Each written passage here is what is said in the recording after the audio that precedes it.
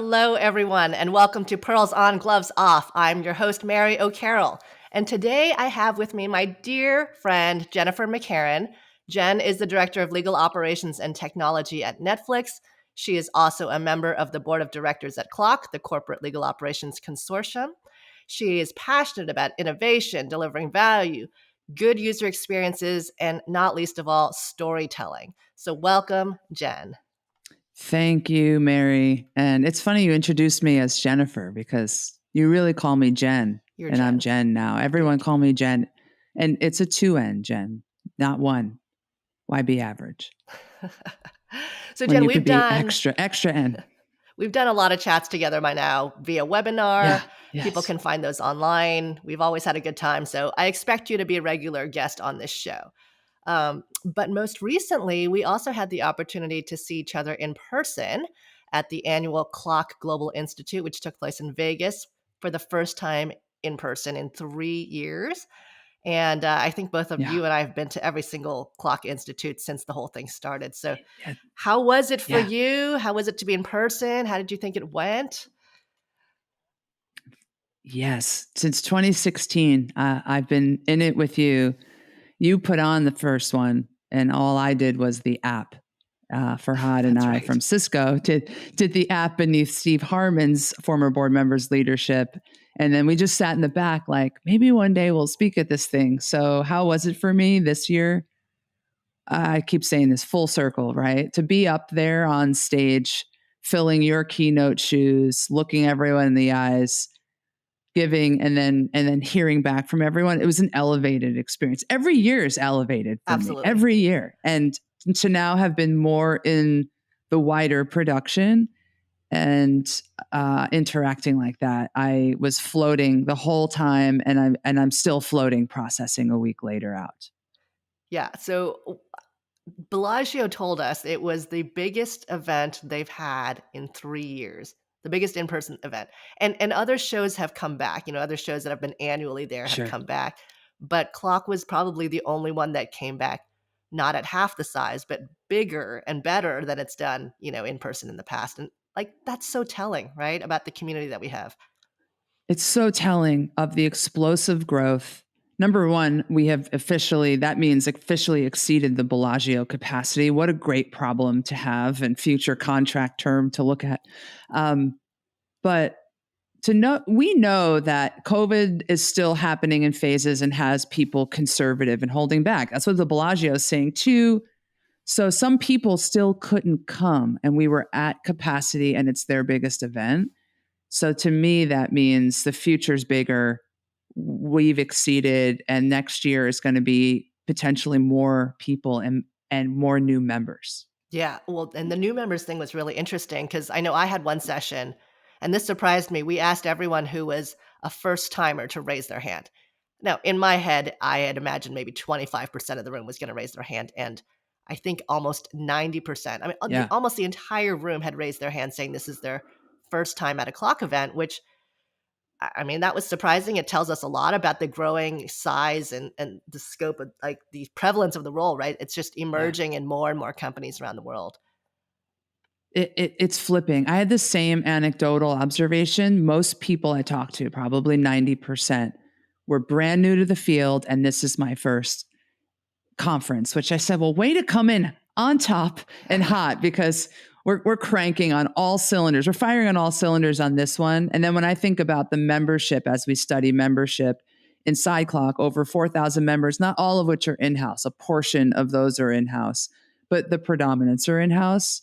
If you think of the bell curve, at least 2/3 are brand new to field. So this field, people are flipping their roles, finding the roles, seeing the job descriptions and going, wait, that's me. Yeah. And flipping it and going to their general counsels and chief legal officers and making the pitch. I heard a lot of those stories, and what an exciting shift. Let me ask you, it's been new and building like this since you've been building all of this. Was it the same timbre? Was it the same feeling in 2016 from your vantage point, looking back to that first one to now? It absolutely was. I think it's just a movement towards more of the same. So Yeah. back then it was the emergence of like the first round, the first people who'd been in this role maybe had been in it for a little while and just for the first time found their people, right? And we were getting together. Whereas year over year since then, I think it's just been new blood, like new people finding the role, coming into the role, needing to learn. And that absolute need to have each other as a community, to learn from each other, to share, to find out what other people are doing has not left us. I mean, that's still so important to each and every one of the roles of the people who are there. Yeah, I love it. So exciting, and exciting to see just how it continues to hockey stick. Is that Yeah. what we do say in graphs? That upward Up trending and to the graphs? right. Up and to Yeah. the right on membership, and not just for numbers sake, but it's really behind the numbers is what you're hinting at. Standardizing best practices, collectivization means we all start to change the in-house legal departments, the ecosystem, law firm partnerships in more uniform ways. Yeah. Well, what I think is really exciting is if you look at the change in the landscape of the legal ecosystem, the way legal services were delivered, the players in the market, the amount of legal technology investment and emergence and adoption from 2016, the birth of clock, to today, it's been that same up and to the right, hockey stick, as you mentioned, Yeah, right? It's with the growth of more people asking for it, more demand in the market, and it's from what we saw at clock, like it's only going to continue. We are just getting yeah, started. There's so many companies that still haven't put in a legal ops person in place, and right. when they do, I mean, even more magic will happen. Yeah, and on our startup and vendor side of the ecosystem where you're hanging out now, there's more VC funding. That's also hockey sticked up over these last 6, 7 years tremendously, tremendously. I remember hearing some staggering statistic 3 years ago. VC funding went from something to 3x for legal tech Yep. sector only. And so you see that in the proliferation of startups, the competition between startups solving in maybe the same space, like CLM. I'm sure we'll get to that today. But then there's still problem spaces probably unsolved that will bring on new innovation and new startups. So there's more and more to come Oh there. yeah. There's a lot of problems we still haven't solved yet in legal. Mary, what do you think is like what's one we haven't solved? I mean, CLM's getting it. It's getting it from end to end. That it's on the track. But do you know So any blank spots? one big question that I often wonder about is, and I've spoken about why legal tech is so much harder than any other vertical in enterprises, because it's still new and we Yeah, are very fragmented in the way that lawyers work, right? And IP is so different from litigation, is so different from contracting. So you have all these disparate systems. And I know for any GC, CLO, or legal ops person who shows up new to this yeah, role, then they go, oh my God, why do I have to buy 10 systems? yeah, Right? If I were in finance, I've got one. If I'm in yeah. HR, there's Workday. If there's Salesforce for sales, like there's one thing for everyone. And for us, there There's isn't. 20. There's 25. There's 20, and you need them. Like you can't really say you Yeah, only need one, and this is going to be the one you go with, unless I think there's some ELM that are trying to solve that. But a lot of the best in breed is still going to be an individual solution. 100%. And then where you can't solve, you go with like low code and orchestration software Right. and doing your own version of whatever connective tissue software and data you need. So Right. Or it's trying wild. to use one software and stretching it beyond what it's meant for to service some other parts of your department, which I Oh yeah. recommend doing that if you can. But that I think that's one big question for the 20 years from now. What will the landscape look like? Oh, there's going to be a lot of gobbling up. As someone I've gone through 2 acquisition integrations in my career. So yeah, I've been at small, either a .com and a startup that got gobbled by a big person, big company. There's going to be a lot of gobbling, and it's kind of the history and evolution and future. That's how business works. Yeah. Yeah. You're So giving me a look like, except for us, we won't be gobbled. No, I'm just playing. I'm just reading your face, but Um, so Jen, the other thing that I was just thinking is yeah, the up and to the right hockey stick that we talked about that yes. mirrors clock, it mirrors the growth of legal ops, it mirrors the Yeah. changes that we're seeing in the landscape. It also, as you've mentioned before, mirrors your own career path, right? Yeah. Yeah. I mean, I'm in this now, as I've shared at Clock, officially 14 years. Really, when it flipped to career was what, 2013 to 14. So 8 years just firing on all cylinders. When I sort of put the music dream and the band and the work, like I was doing two jobs at some point, right? Right. Like going out at night, playing in bands and promoting and pushing for all of that, and then having my day job. When I flipped it all to one thing and I brought all of that into work every day, that was the story I told opening of Clock. It was 2013, 14 at Cisco, and I started connecting with others like me. And then it really went up sharply from there because I brought all of the force of creativity into this work, and then I feel like I'm just in like not the Matrix, but like Mission Impossible. I'm just looking at the board, just throwing it all around now. And the more I found I put creativity in and succeed or fail or draw this or that, it people legal likes it. Yeah. People like it. Businesses like Oh, it. it's what we need. That is the one thing you can't train for or get. Like you've got it. I mean, that's really important. And we're good friends, Jen. I don't even think I know your story. Like when you were a kid, Yeah. did you want to be a musician? Did you want to go into business? No. Like what was it like? No, like the first thing I ever said as a kid, what do I want to be when I grow up, was a cartoonist. And I would just be like locked up in my bedroom, and my parents showered me with art materials, art supplies. And I would just draw everything, draw every cartoon I could see, draw anything in the house, and put it up on the walls and be like, I could draw anything. And I'm really good at like copy pasting drawing. And so I had to learn the skills like of original imagination drawing. Oh, very cool. And so I got art lessons and stuff. I had music lessons as a kid, but they didn't shower me as much with instruments. So I just went with where there was a confluence of materials, and drawing was it. And that's what I thought for many years. And fast forward, we're going to college, and my parents are like, so you should go to art school. You're creative and super weird in a good way. And we don't know if you're going to make it anywhere else. And they showed me all these art schools. And I'm a bit of a rebel also, if you haven't picked that up yet. Just don't like convention or always the old way. Respect the old way, and I study it, but I like these new ways. So I was like, nah, I'm going to go to not an art school. And I went to a state school and didn't know my major for the first 2 years. I laughed at everyone who was pre-law and pre-med. I was like, you guys, no original material here. I'm just going to wait until the bolt of lightning comes. Hang on, I have the book.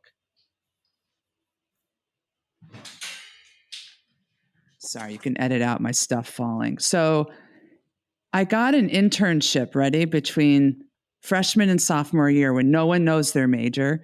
I had an internship at the town mayor's comptroller office. So I'm doing like all this office-y accounting, going through ledgers that Uh-huh. were like big printed ledgers, and doing all the filing and getting a business taste. And I really, that town comptroller, the town I grew up in, gave me this internship, and he really saw something in me before I saw something in me. It was my good friend's parents and her dad. And he was like, you should be in this office. You have a good brain. And I was just like, all right. So I did this internship. It was a slow day. Everyone was out on vacation. And I'm reading this book. Ready? It's Apple. The story of intrigue, egomania, and business blunders by Jim Carlton. This was published in like 95 or 6 when Apple was not even $13 a share. Nobody cared. Steve Jobs was fired. The book is about the failure. Yeah. It didn't even Amazing. get to the good parts, right? My older brother, was a guitarist and an Apple like enthusiast from the 90s. So I was into this rebellious, like, who are these underdogs? I'm reading this book, and I get 2/3 of the way through, and it's just like the inside wars at corporate Apple, software, creating ideas, Steve Jobs, iconoclasts, in and out. And I got 2/3 of the way through. I slammed this shut. I put the book down.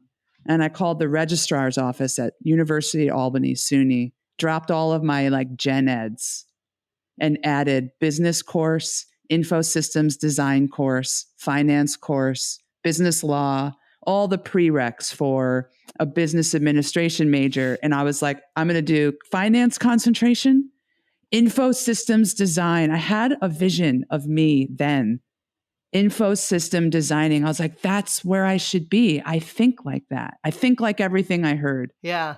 And I never, ever, ever looked back from just enriching that part of my brain, my education, my experience. And I went like, just not nosedive into that major. And, you do that major and you're halfway to an economics degree. So I got a BA in economics while I was at it. And I didn't know those two together are like a wonder drug for understanding business, the world, marketplaces. They potentiate each other. So it was a very almost Renaissance time for me to fulfill like that part of my brain. So interesting. So interesting. And what about the legal ops? Like, you didn't start in legal ops, so how did you actually end up here? No, at Clock, I told this career story point from being the musician in the band 2008 forward and coming into legal ops. But if I talk about when I came out of college, 2001 to 8, those were the 9/11 years. I got a job out of college as a management consultant at Ernst & Young. I backed out of that job 2 weeks before 9/11 because I had a bad feeling about the economy because I studied it and it was going down. .coms were going down. And I called the recruiter at Ernst & Young. I was like, I can't do management consulting. She's like, why? You're a shoe-in for this. I'm like, yeah, but you're going to put me on a project in Sarasota, Florida, and I'm never going to leave. I'm going to be in Florida for 3 years. And no offense, Sarasota, love you, girl, but I wanted to be in Lower Manhattan with finance and info system design work, and I was nervous because of the economy.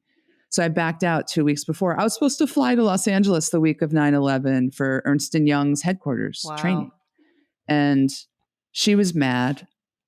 Samantha Shatino, girl, if you're out there, I get it. You should have been mad. There were like signing bonuses and all this. I was like, I'm sorry, I'm out. I'm going to stick with this summer job I picked up doing software testing.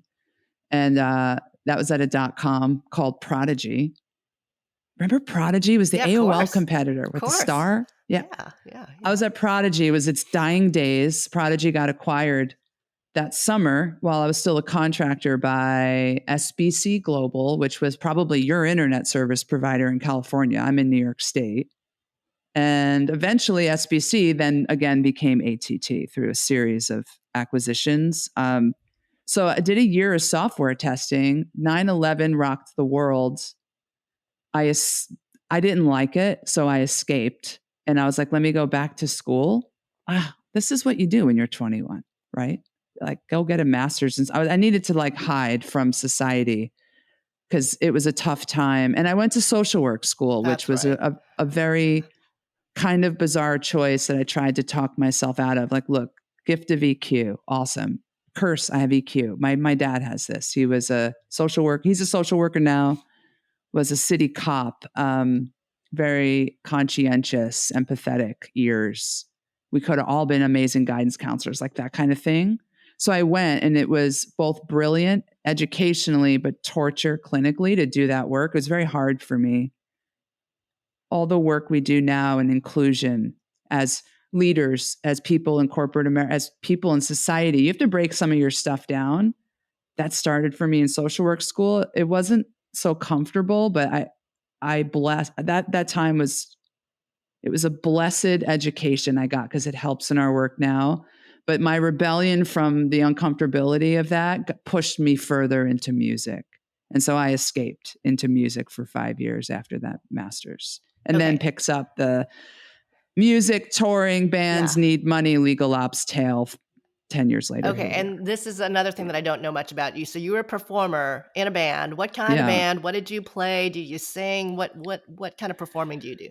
Yeah, the touring and the session work, that was bass guitar, electric bass, not stand up, indie rock bands, like everything out of Brooklyn of the 2000s, really skinny jeans and swoopy hair. And It's funny. It's what all Taylor Swift songs sound like now. I was playing that music then because she has all those producers now, people I know like in her production team.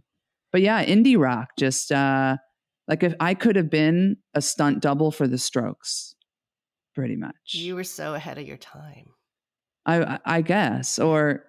or that whole era of music was just like a funny facsimile of like disco and 80s. So was I ahead? Was I behind? But I was living in Brooklyn and New York and doing all the band stuff with no money, a lot of roommates, a lot of fighting with my bandmates, a lot of making records and playing in bars. And I Yeah. sang. I sang like lead vocals, backing vocals, a lot of harmonies and stuff. So yeah, that was kind of the bag. That's amazing. So, one thing I just have to bring up because as you were on stage at Clock in front of thousands of people, and then at the Ironclad party, and just Yeah. dancing in front of everyone, and jumping on stage and grabbing mics, people said to me throughout the week, Jenn is so confident. I've never seen Yeah. anyone with so much just true confidence. Yeah. Like, is that true? Are you just extremely confident? Is there any part of you that's got some insecurity? Do you get nervous about stuff? Tell us. Yeah, I still get nervous before every and any big thing. That's the right human physiological response. Me too. And nerves show that you care and that you've practiced and you have so much invested. So I always get that flash and my heart rate goes up just before I'm about to step out at a presentation at work or step out on stage like I did with Clock. As soon as I'm out, it's gone Yeah. and it's down roller coaster. And it happened for me at Clock. So that was really fun. The confidence thing is a really tricky formula. I am a believer of, I just read a book and the book title will come to me so we can reference it later. Behaving my way into confidence versus, quote, just having it naturally. I've never, it's never come to me naturally. I remember being a young kid and being really shy. Yeah. And in kindergarten, the teacher saying, you have to introduce people to other people. And I'm like, but that's awkward and weird. And she's like, well, it was like on my report card or something. That's so There's this funny. there's a shyness back there. And there was as a kid, I was like, could my voice ever be powerful enough to be confident? And then those first years I would hear my vocals recorded in a song. I'd go through this self-hate spiral because nobody wants to literally hear their own voice. It's an uncomfortable thing because it sounds different. Yeah. And Yeah. I don't know, behaving my way in one small dose at a time through, well, I want to be a musician. I have to hear my voice. You hear it 6,000 times later, you all of a sudden are desensitized. You're just like, oh, that's my voice. You get used to yourself. So I don't know. It's been a long, slow build.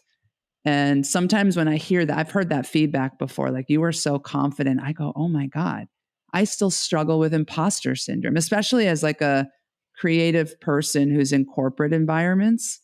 Everyone seems cool with it now, Mary, but in 2001, they weren't. In Yeah. 2005, they weren't. And I'm in New York City in companies that are a little more conservative. It wasn't until I started working at California companies that they were a little more like, bring it. We like create that kind of creativity here. I mean, think about tech. Yeah. Very So true. I found it more over time, but I say that because anyone can build and behave their way into confident moments, micro moments. And those can do enough of those, and you'll have a bank to have macro confidence, and you'll still get nervous. And especially if you're a woman in the world, you'll still get this impostery thing sometimes. And that's okay. You can behave your way through that. I agree. It's funny you say that. I was also very shy as a child. I think I had What? to oh yeah, painfully shy. And now I get off the charts extrovert now and can't shut up. But yeah, I was very, very shy as a child. My sister was very extroverted and I just couldn't get a word in around her. And we were only 14 months apart and good friends. Oh. So yeah, that's funny now that people think that I'm so So, extroverted. so we're like practiced, trained extroverts that started as introverts in a dream of talking I more? think that I'm naturally off the charts extroverted. Really? I needed my space. I needed my like to learn who I was and to gain my own independent Sure. identity. And then once I kind of maybe it's the gaining the confidence of like understanding who I Yeah. am and learning my own voice that Learning your voice yeah, is so like important. the life journey with all of this and all of us, and the Absolutely. power of that and the work that it takes. I'm wait, we have to back up. I'm blown away. You think you're off the charts extrovert. I think I'm off the charts introvert. Yeah, you're an introvert. And people don't believe you, and like I know you, and I mean, Oh, you get it. Okay. it doesn't mean that you can't be out there on a giant stage in front of 1,000 people. It just means that you need to recharge in a way that's different than Yeah. like someone like me needs to recharge. So like after a full day of clock, shaking hands and hugging 1,000 people, What do you do? I go back to my room at 11 o'clock, and I look around and I'm sad because there's no one to talk to. And Oh my probably God. everybody else at that conference goes back to their room and is just like, "Ah, I need a moment," right? Yeah. I mean, me throughout the conference, the way I survived this conference and somehow avoided getting COVID, right? Because that goes around in crowds now easily, was these backstage moments. I was backstage in the dark with the stage manager, like, hi, it's you and me and no natural light. And those moments would recharge me and I'd go back out and do another 3 hours. Yeah, and on the other Funny. hand, people who come up to me who are like, I'm sorry, you're probably really busy, and I just wanted to say hi." I'm like, "Please, come say hi. If I'm by Yeah. myself, I don't wanna be by myself." Oh, this is so interesting. I'm so amazed that you are an extrovert because I thought maybe you were more ambi or introverted, learned extrovert. And then I'm surprised you see me as an introvert because people make an assumption that because I can get out and speak clearly and not with filler language and confidently, that I must be an extrovert Right. or I'm good at presentations at work. And people will say, well, you're just an extrovert. I'm like, nah, your introversion is not an excuse to be under practiced on your presentation. That it's not even the same Yeah, skill it's not set. the same thing. It's just how you recharge, and the best people know how to flex, Yeah. right? You can go into that other zone. It may not be your default comfort zone, but you can go into it and be there for a long time. Yeah. I mean, Brene Brown, introvert. And that woman comes out and flexes and moves mountains in people. And the podcast, and she's so comfortable. That woman is an introvert, admitted introvert. I think And isn't it like 90% of the world's CEOs are introverts? Something like that. exactly. Yeah.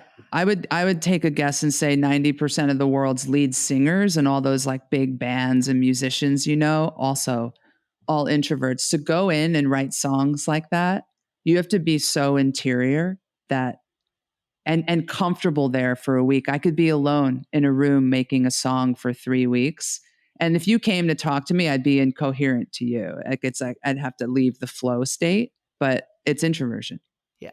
The other great quality about introverts that I love is they're very thoughtful before they speak, unlike us Yes. off the charts extroverts who just speak and keep talking until we find the point that we're trying to make. Yeah, I'm a severe introvert with with a mouth problem that sometimes I still don't think before I speak. The really deep pocket intras do think, and they say something and it's like profound. Yeah, I love that. I love Yeah. when they speak and you're just like the room is just a mic drop. Yeah. And it's just like, wow, truth bomb just blew us all up. Oh, funny.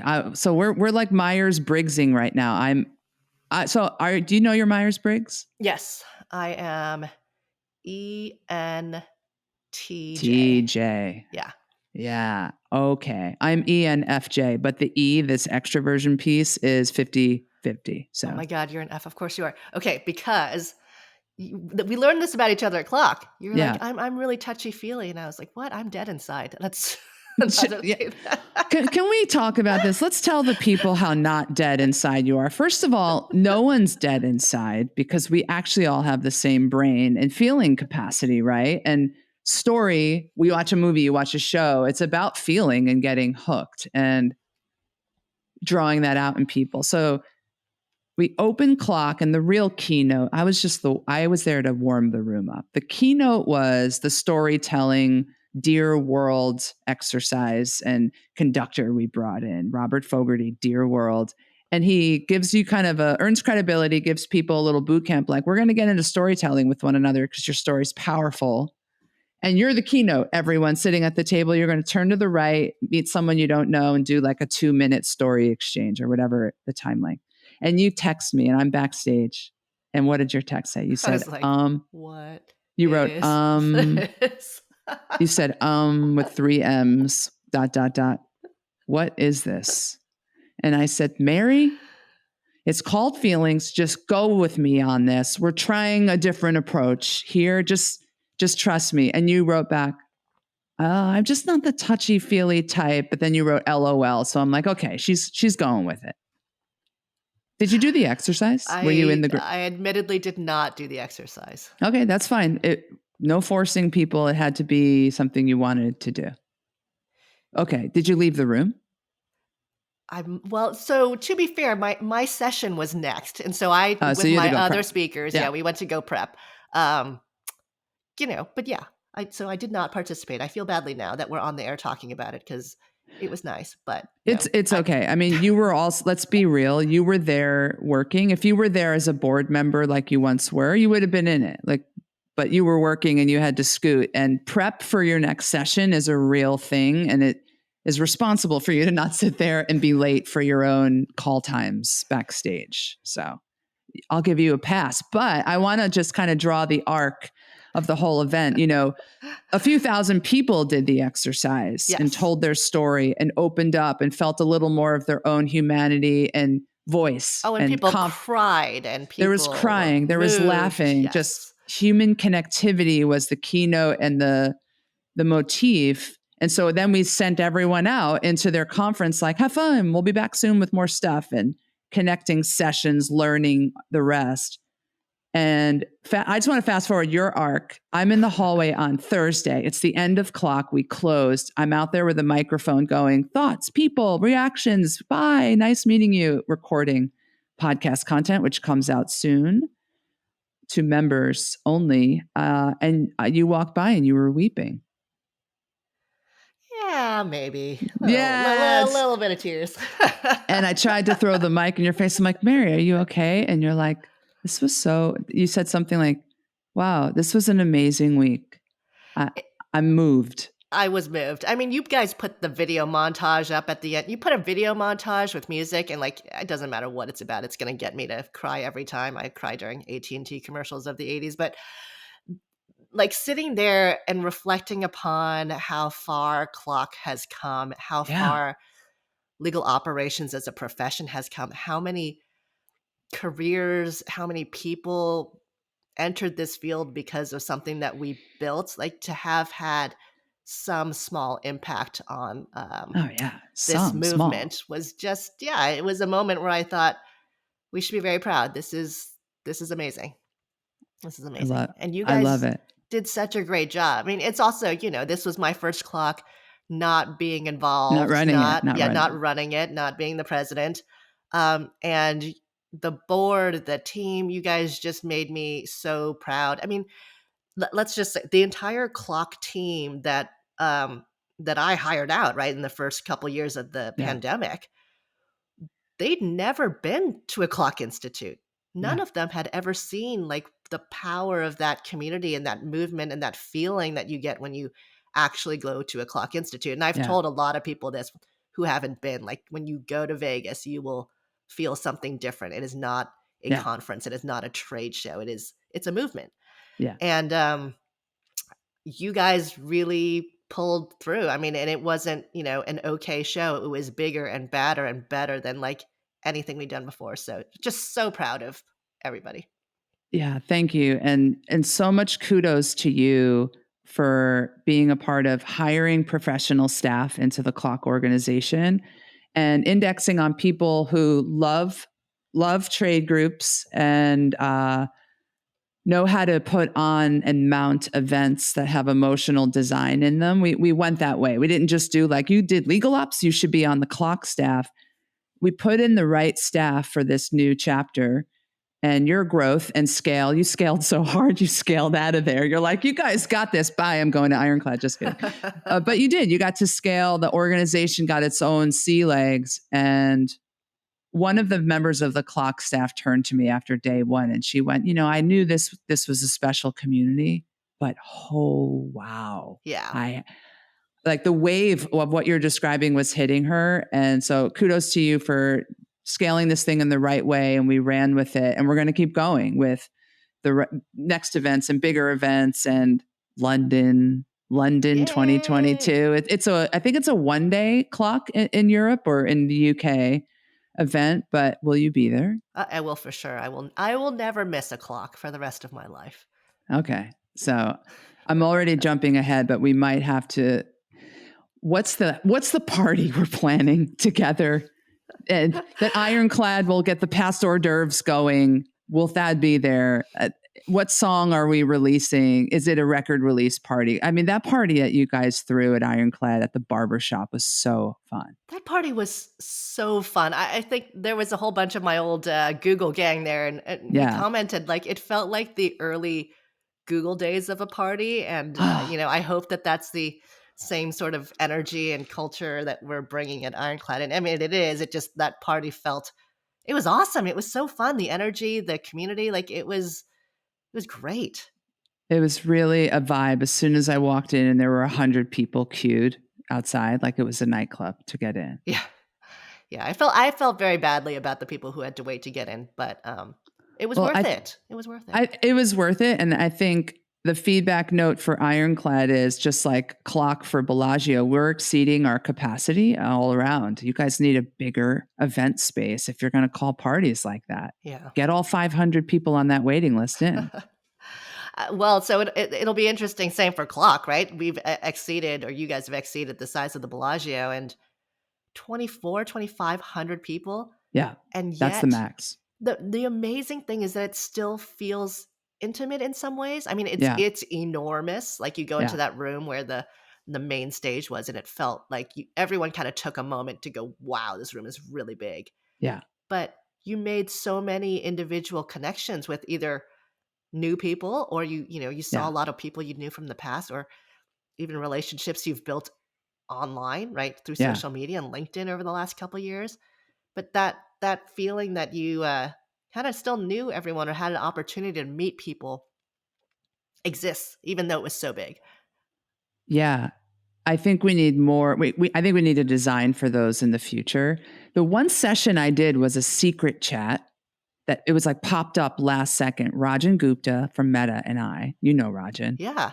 Used to be at Google. Why are you having secret pop-ups that I'm not invited to? How did you not get invited to that? How are we not? Our calendars, do you want to just join our Google calendars together in life? Let's do that next year. It was a last minute thing. I had a hard time committing to sessions because I had to keep pulling out of sessions because my schedule for the whole MC part and podcast part kept changing. So I squeezed this one in, and I wanted to create an intimate combo with 30 to 40 of our peers, sponsored by checkbox.ai. And it was about low code, no code, my desert island pick tech.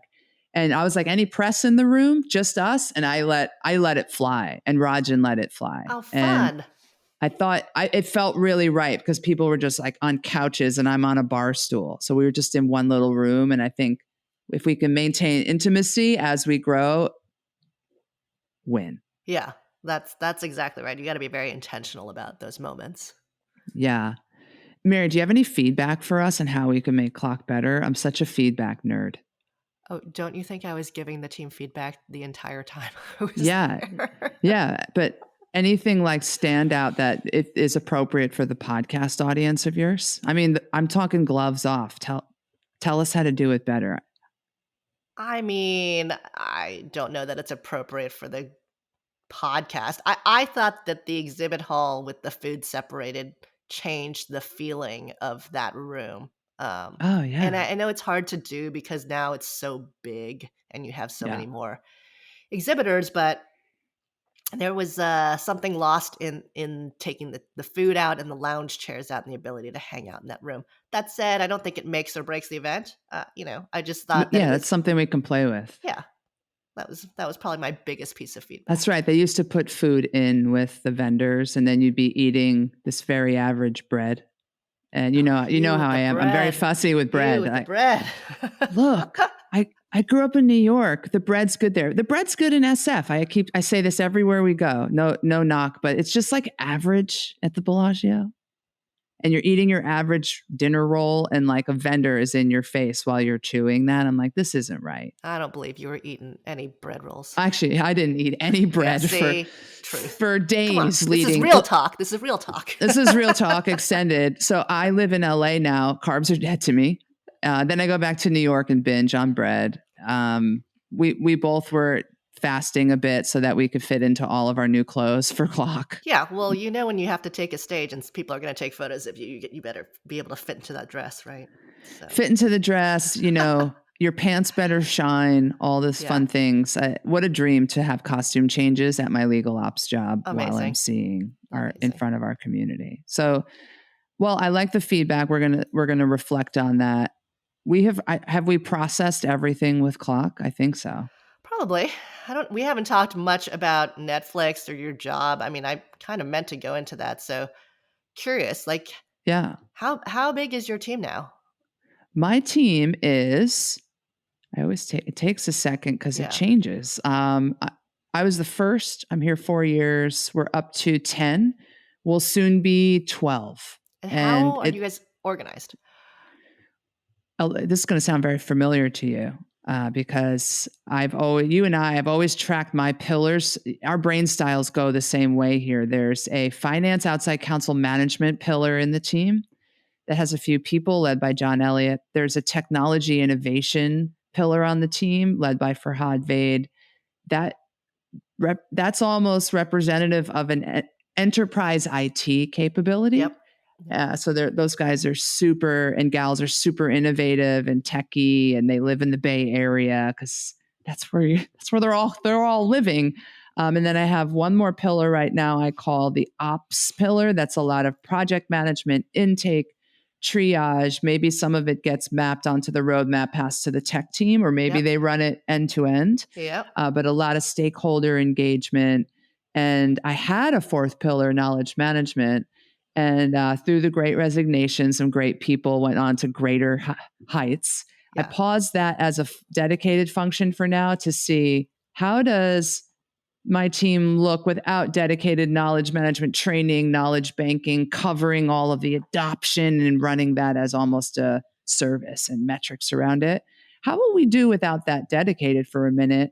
Well, it's been a few quarters and the answer is not so great. The team's like, I think we need training, rollout, super competency. So we're going to look to rebuild, expand there in the future again. And I love, as you know, the KM realm.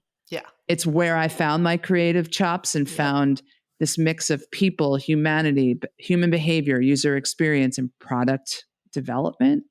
So I'm excited to restaff there. I think that role is a timing game, is my great takeaway. I brought someone in early on. It may not have been timed right. So I think the timings now that we're rolling out at Netflix, some really big foundational enterprise solutions for legal. I like the org structure. It sounds very familiar. Super familiar. Sounds really brilliant. Yes. Do you guys have data analytics, or is that part of one of the teams? It's part of a little bit of all the Yeah. teams right Okay. now. So each of those three pillars that are in place have data analytics competency, and we're doing a lot of metrics. We brought in, a place like Netflix has like data scientists galore. Yeah. I mean, there's so much data under the hood of the platform, and tableaus and the super tools galore. They're so advanced, and we're just starting, and legal's just starting, that I'm like, how many contracts like these numbers? It's so foundational that it's almost too basic for data science. Yeah. And Tableau is just in my opinion, Tableau is for them, not for us, the people. So we have a simpler BI tool that we brought in that we crunch all our own metrics that we can bring legal into very easily and have legal touch metrics, like they touch it and feel it and interact and maybe annotate or and so on. So it's everywhere for now. But my guess is in the next year to two, that's the next pillar that pops out Yeah. into its own thing with a strong leader who can maybe get a data scientist like person in the future and start to really do the next level stuff with our data and then tie it into the data science org who does super advanced stuff. So we're headed that way. Exactly. Yeah, that's exactly what we did. I mean, what you're saying now is data as a first class citizen, right? Across all the org. 100%. And then just gather it, analyze it. And then when you're ready, when you have enough Yeah. being collected from all the parts and there's enough to do with it, then you stand up this independent data team, which Yeah. was the last thing that we stood up as well, or the most Wow. the most recent thing. I was going to ask, okay, so I'm tracking. And that too is a timing thing. And that's what we have to think about as legal ops leaders at a new place that's starting legal ops. Just because it's all on the wheel doesn't mean you start it all. Right. Our clock wheel doesn't mean you start every one of those right off the bat. You have to fold a lot in. You have to ignore probably 80% and pick a few things and let it all mature. And you started with finance and outside counsel management, right? Yeah, That was that your was the first. first place. I mean, and that was very common back Yeah. when we were starting it. Yeah, well, in Maybe still is. 2018, 19, that's where I started, even though that's not my strength. Like you have that great finance background, Wall Street background. You did it in the firm from that perspective. Yeah. I saw people doing it, learned from you, learned from Steve Harmon. I went into Netflix Legal. They had no idea that was even on the menu offering for legal ops. They thought I would just, they're like, you'll just put in a doc management solution. I was like, LOL. I was like, there is this one other giant capability for outside counsel management. I could bring that in and over time grow and show you how we can help manage the budgets. And David Hyman, my chief legal officer, was like, okay, let's try it. And he let me try it and we tried it and it's working. Amazing. You did it. Yeah. We're saving the department money over there. And I always joke that function can really help pay kind of ROI wise or, budget wise for the rest of what we're doing and investing in tech and people wise. So it's essential. And I had to make a choice when I first joined Netflix. Do I go and do that? I have strength in tech and innovation in drawing, right? Do I go and do the finance piece? I mean, I could know how to. Or do I staff for it and let someone who loves it do it? And so I did that and I outsource. Good managers outsource to great. You always need to be knowing your own strengths and skill sets. I mean, and when I say I mean the entire team, right? And know where the gaps are. Yeah. And fill in those gaps and not just keep hiring people who are just like you, right? Exactly. Yeah. So John Elliott on my team is running that, and he's the finance guy who also drank the Kool-Aid and is like, this legal ops thing is awesome. Yeah. I got to meet him at Clock for the first time, much taller than I always expected. Yeah, he's 6'100" and really good at his work and brings in a diverse background in terms of what I think is diverse. He's worked at financial firms, private equity firms, law firms, and in-house roles.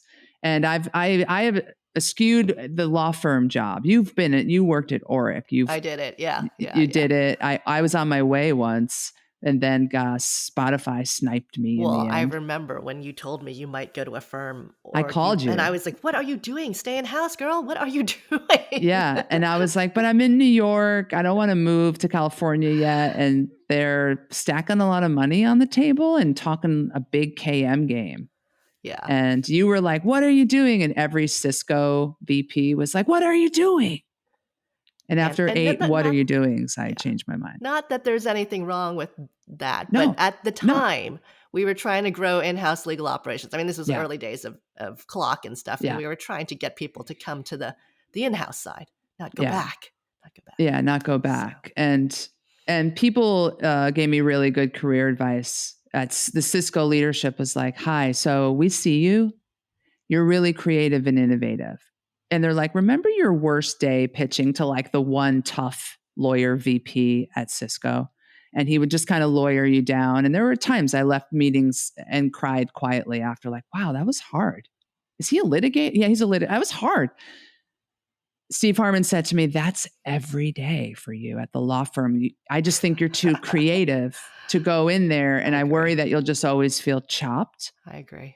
by the business priorities there. And it was really good advice that when Spotify called in the 11th hour, I was like, wee. Yes. And you told me you got Spotify, and I thought Jenn, who loves music, is a performer, who loves legal ops, is going to do this job at Spotify. Like, could there be a better fit? No, it was also elevated. Like the way the conference was with Clock this year, the Global Institute, that was my year and a half at Spotify. I was walking in a dream with music coming out of the walls. So my third day at Spotify, I'm sitting in like this treehouse office. I was like, is this my kindergarten class? Like the architecture was so childlike and fun and bright. And I'm sitting in a treehouse looking down on content creative. And this woman who ran the playlist for up and coming music, she was always just DJing at her desk because she curated playlists that like pop new artists off. And she's right there under me, under this terrace. And she starts playing Cisco, the Thong Song, without irony, like playing it because that's a sampled song of an older, I think, 70s song. And I was like, oh my God, they're playing. I love the Thong Song. Like it's a really great groove and it's very funny. And I was like, I'm with my other people for a while here. This is great. Yeah. Jenn, I think we're sadly coming to the end of time. Is there anything I didn't ask you today that you kind of wish we talked about? Oh, is there anything you didn't ask that I wish we talked about?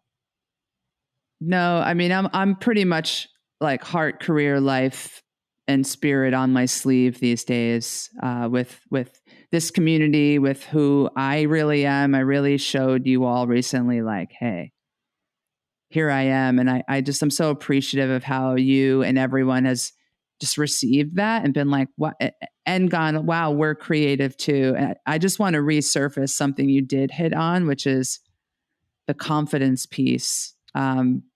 We all have it in us and we all have that greatness.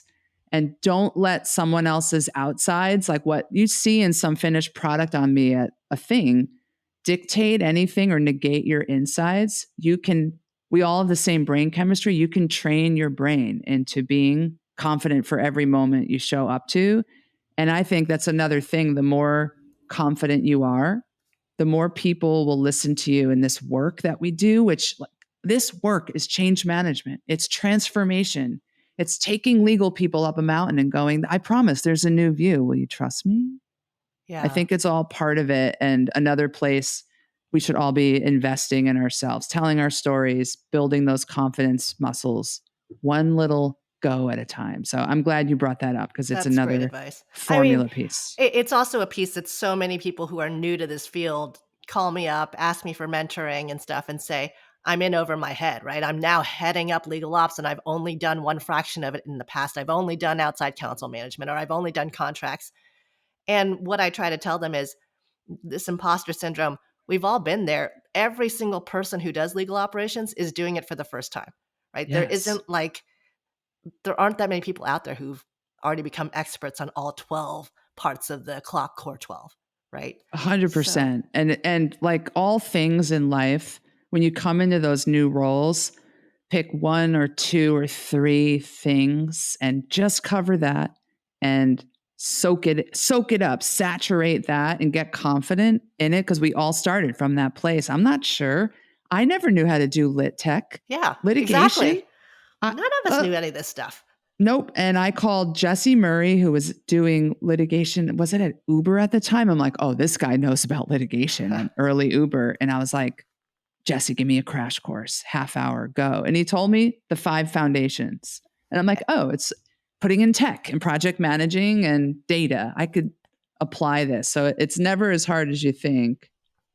And that's the key. You're not alone anymore. There's people who've gone ahead of you. And so rely on the community, rely on your peers, and don't go it alone. I'm trying to find this book, Mary, before we cut off. And I opened my Kindle library to find it. And my Kindle library is joined with my wife's Kindle library. And she's a writer, creative writing teacher. educator, author, ghostwriter, and storybook editor. There are 7 million books. I was going to say, you'll never find it. My phone just fell over, but I believe it might be called The Confidence Gap by Russ Harris. I think that's the book. And it talks about behaving your way into more confidence using some kind of, there's a framework in there that's about behaving. And when you do something enough, your brain will follow you eventually. And then your body will want that. Your brain will do it. So I can it's so relate to that. Yeah. Yeah. It's Very inverting. true. It's not thinking going, I wish, how do they do that? It's just getting up and doing it and going, Yep. that's how, one attempt at a time. And it actually tricks your brain into more confidence. So it true. works. Act therapy. Jenn, thank you so much for your time, for being here. Always a pleasure. Always love talking to you. Pearls on, gloves off. Episode 1. You did it, Mary. Congrats. And I can't wait to see where you drive this thing. Thanks, Jenn. Talk soon.